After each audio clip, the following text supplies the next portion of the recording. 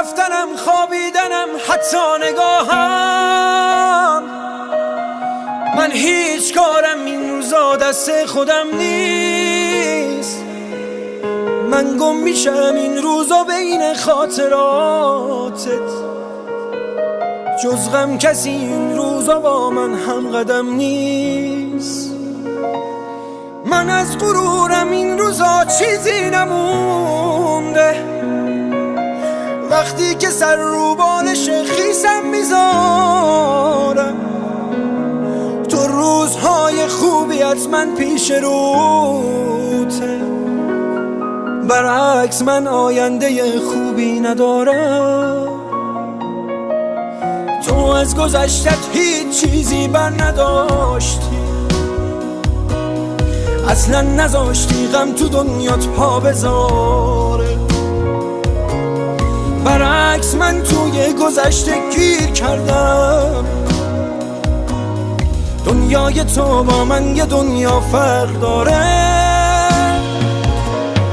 من دم به دم دلتنگ روزای گذشتم، چیزی که واسه تو اهمیت نداره. موهامو که دیدم برفات فکر کردم، تو زندگی عشقی دوبار فرصت نداره.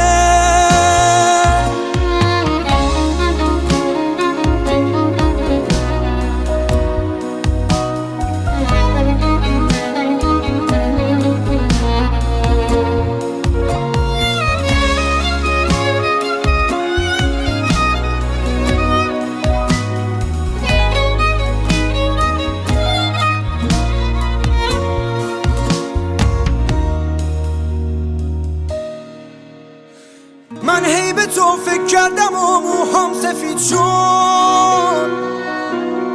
حق با تو بود من فرصت رو از دست دادم. تو بهترین بخش تموم زندگیمی، دست خودم نیست که تو موندی توی یادم. بعد از تو من با کل دنیا قهر کردم، من روی لبهام خنده ای بی تو ندارم. با رفتنت آیندم و از من گرفت، برگرد من آینده ای بی تو ندارم.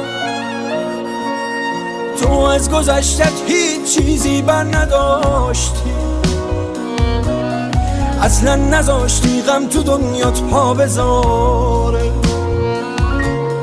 برعکس من توی گذشته گیر کردم. دنیای تو با من یه دنیا فرق داره، من دم به دم دلتنگ روزای گذشتم، چیزی که واسه تو اهمیت نداره. موهامو که دیدم برفات فکر کردم، تو زندگی عشقی دوبار فرصت نداره.